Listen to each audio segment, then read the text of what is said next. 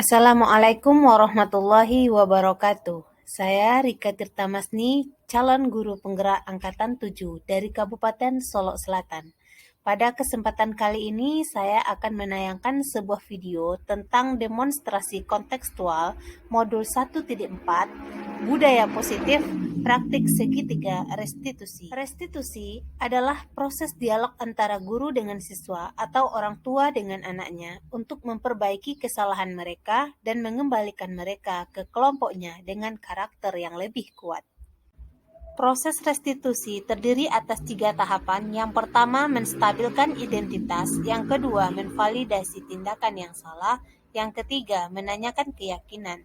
Ketiga tahapan ini membentuk suatu segitiga restitusi, di mana menstabilkan identitas berada pada dasarnya dan pada kaki kiri dan kanan segitiga, yaitu menvalidasi tindakan yang salah dan menanyakan keyakinan. Melalui segitiga restitusi, guru dapat membimbing siswa menemukan solusi dari permasalahannya dan membentuk karakter positif siswa menjadi lebih kuat. Mari kita lihat contoh praktik segitiga restitusi terhadap permasalahan yang dihadapi siswa. Kasus pertama. Saat diskusi kelompok akan dimulai, ternyata Dean tidak mau bergabung dengan kelompoknya. Saya telah berusaha membujuk Dean agar segera bergabung dengan teman sekelompoknya, agar diskusi segera dimulai. Akan tetapi, Dean tetap duduk menyendiri di bangku tempat duduknya, sementara teman-teman yang lain sudah duduk secara berkelompok. Tidak lama kemudian, Dean beranjak dari tempat duduknya dan berjalan menuju ke depan. Saya berpikir bahwa Dean berubah pikiran dan akan segera bergabung dengan kelompoknya. Ternyata pikiran saya salah. Dean bukan bergabung ke kelompoknya, tetapi malah menghampiri saya dan meminta izin keluar kelas. Melihat raut wajah Dean yang kurang nyaman dan agak kesal, saya mengizinkan Dean keluar kelas dan tidak kembali lagi masuk ke dalam kelas sampai jam pelajaran saya selesai. Sebelum meninggalkan kelas, saya berpesan kepada siswa-siswa di kelas agar meminta Dean menemui saya. Selanjutnya saya melakukan proses segitiga restitusi untuk membimbing permasalahan Dean. Yang pertama, menstabilkan identitas. Terjadilah dialog antara saya dengan Dean, yaitu, Assalamualaikum Bu. Waalaikumsalam. Bagaimana kabarnya Dean? Baik Bu, saya minta maaf untuk yang kemarin Bu. Kesalahan apa yang Dean perbuat kemarin? Saya tidak mau bergabung dengan kelompok dan izin keluar tanpa kembali lagi ke dalam kelas Bu. Sebagai manusia, wajar jika kita melakukan kesalahan Dean, karena kita bukan makhluk sempurna. Iya Bu. Ibu yakin Dean pasti bisa menjadi lebih baik dan tidak mengulangi hal yang sama ya Dean? Baik Bu. Tahap yang kedua, validasi tindakan yang salah. Ibu yakin Dean tidak mau bergabung dengan kelompoknya pasti ada alasannya. Boleh tahu Ibu apa alasannya? Iya Bu, di kelompok itu ada Mila. Saya sering dijodoh-jodohkan dengan Mila oleh teman sekelas Bu. Saya tidak suka Bu. Oh, ternyata seperti itu. Ibu paham bagaimana posisi Dean. Untung Dean tidak melakukan hal yang lebih gegabah dari ini. Misalnya, langsung menyampaikan tidak mau satu kelompok dengan Mila. Pasti hal tersebut akan membuat Mila sangat sedih. Iya Bu, makanya saya langsung izin keluar kelas saja Bu. Tahap yang ketiga, menanyakan keyakinan.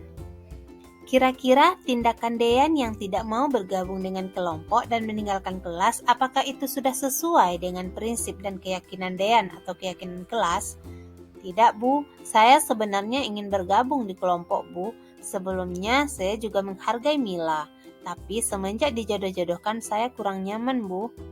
Kira-kira kesepakatan kelas apa yang sudah Dean langgar dengan tindakan kemarin? Tidak menghargai teman dan membeda-bedakan teman Bu. Bagaimana perasaan Dean setelah mengambil tindakan kemarin? Tidak nyaman Bu, malah hubungan saya dengan Mila semakin memburuk.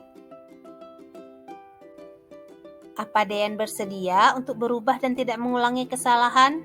Bersedia Bu. Kira-kira apa hal yang akan Dean lakukan untuk membuat Dean nyaman belajar di kelasnya? Saya mau menyampaikan kepada teman-teman agar tidak menjodoh-jodohkan saya lagi dengan Mila, Bu, agar kami saling menghargai. Bagus sekali, Dean. Kapan Dean akan menyampaikan kepada temannya? Besok, Bu. Baik, Dean. Ibu yakin Dean pasti bisa. Tanggapan Dean setelah mengikuti proses restitusi. Saya berterima kasih kepada Ibu karena tidak menyalahkan saya atas kesalahan yang saya lakukan. Ibu membimbing saya menjadi lebih baik agar tidak mengulangi kesalahan yang sama dan membantu saya dalam menemukan solusi terbaik untuk permasalahan yang saya hadapi. Untuk lebih memahami penerapan segitiga restitusi, mari kita lihat kasus yang kedua. Azri adalah salah satu siswa kelas 10 MIPA 4 yang belajar kimia di jam pelajaran pertama setelah acara kultum di hari Jumat. Azri selalu masuk terlambat ke dalam kelas. Di awal sekolah, kesepakatan kelas bagi siswa yang terlambat masuk ke dalam kelas adalah belajar sambil berdiri di bagian belakang sampai jam pelajaran kimia selesai. Di setiap pembelajaran berikutnya, Azri selalu terlambat dan menjalani konsekuensi sesuai kesepakatan kelas. Dalam menjalankan konsekuensinya, Azri selalu mengeluh dan sering gelisah berdiri dan jongkok, bahkan berjalan mengganggu temannya yang lain juga.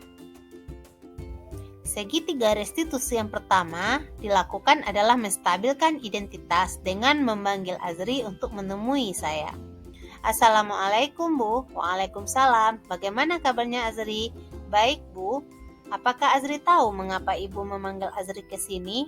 Tahu, Bu, karena saya selalu terlambat masuk belajar sama Ibu.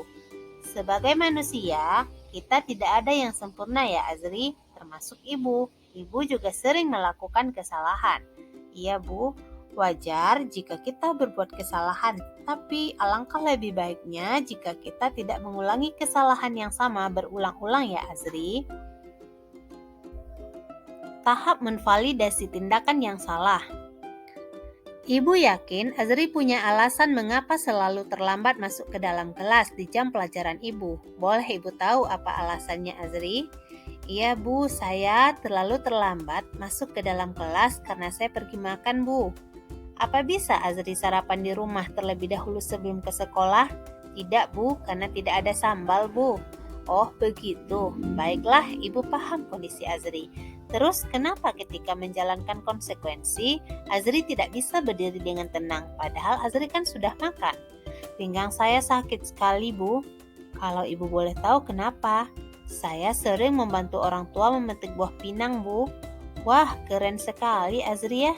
Zaman sekarang jarang sekali teman-teman Azri yang bisa membantu orang tua. Bangga Ibu sama Azri. Iya, Bu, terima kasih, Bu. Menanyakan keyakinan kelas.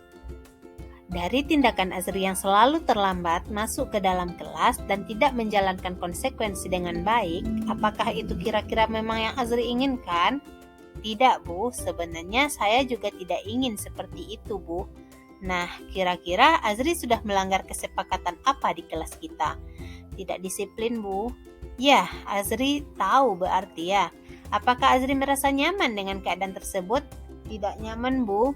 Saya merasa tidak menghargai Ibu dan juga mengganggu fokus teman-teman di kelas. Jadi, kira-kira apa yang akan Azri lakukan supaya Azri tidak mengulangi kesalahan yang sama dan Azri bisa merasa nyaman? Saya akan berusaha lebih disiplin, Bu. Makan terlebih dahulu di rumah agar tidak terlambat masuk ke dalam kelas, Bu. Baik, Azri. Ibu yakin Azri pasti bisa. Iya, pilihan yang tepat ya Azri, karena Azri bisa datang ke sekolah tidak terlambat. Masuk kelas juga jangan terlambat ya. Iya, Bu. Kapan Azri mau memulainya? Secepatnya, Bu. Bisa dimulai besok pagi, Azri? Saya usahakan, Bu. Azri, Ibu yakin Azri pasti bisa menyelesaikan masalah ini. Terima kasih, Bu. Tanggapan Azri setelah mengikuti proses segitiga restitusi. Saya berterima kasih kepada Ibu karena saya merasa lebih baik dan saya tidak ingin lagi mengulangi kesalahan yang sama. Saya akan berusaha bisa lebih disiplin lagi ke depannya. Setelah dibimbing melalui proses segitiga restitusi, diharapkan terbentuknya karakter baik dari Dean dan Azri. Dean bisa menjalani hari-harinya di kelas dengan sikap lebih menghargai temannya Mila dan tidak terpengaruh oleh ucapan teman-temannya yang menjodoh-jodohkan dia dengan Mila. Azri bisa lebih disiplin lagi dan berusaha sarapan terlebih dahulu sebelum jam pelajaran dimulai, sehingga tidak terlambat lagi masuk ke dalam kelas. Sekian video ini, semoga bermanfaat bagi Bapak Ibu. Mohon maaf atas segala kekurangannya. Terima kasih atas segala perhatiannya. Salam dan bahagia, Bapak Ibu Guru hebat.